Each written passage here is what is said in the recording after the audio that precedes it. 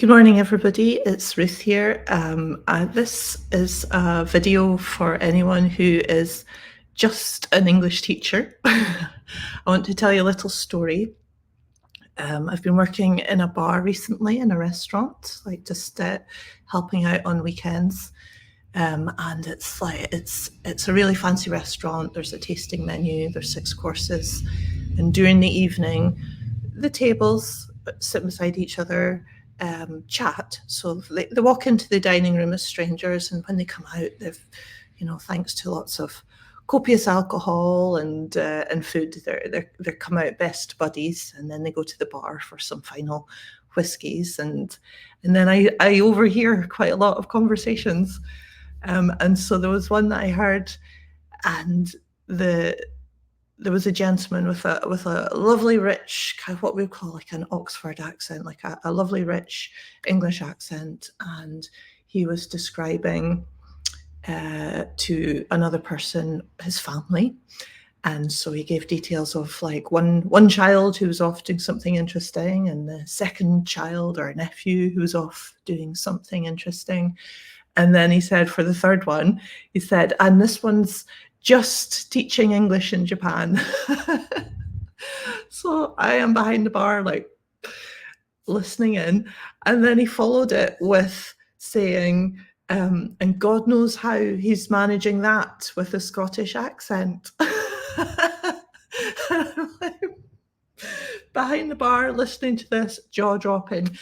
But it is absolutely a widespread prejudice, and there's 2 things here. There's 2 things that this gentleman touched upon.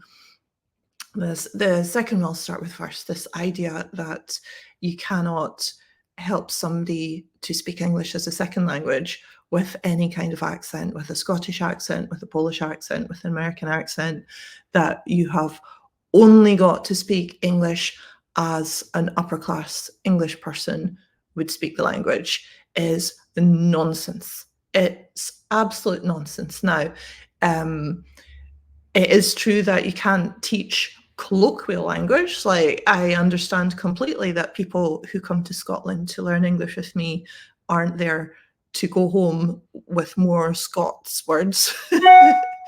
But that doesn't mean that I can't meet their English learning needs with an accent, and it's nonsense. And this prejudice, I think, is part of the first thing that I want to talk about, this idea that we're just English teachers, because for so long there's been this perception that there's one correct way of helping people with their English, which language schools profited on for years. They had a system. They developed these systems. They developed them with experts in order to develop a course which any person could drop into and improve their language, and the course could be delivered by any person with like a rudimentary knowledge of how the English language worked, because the people who were language experts had written the course. And then with that comes a sort of generic standard.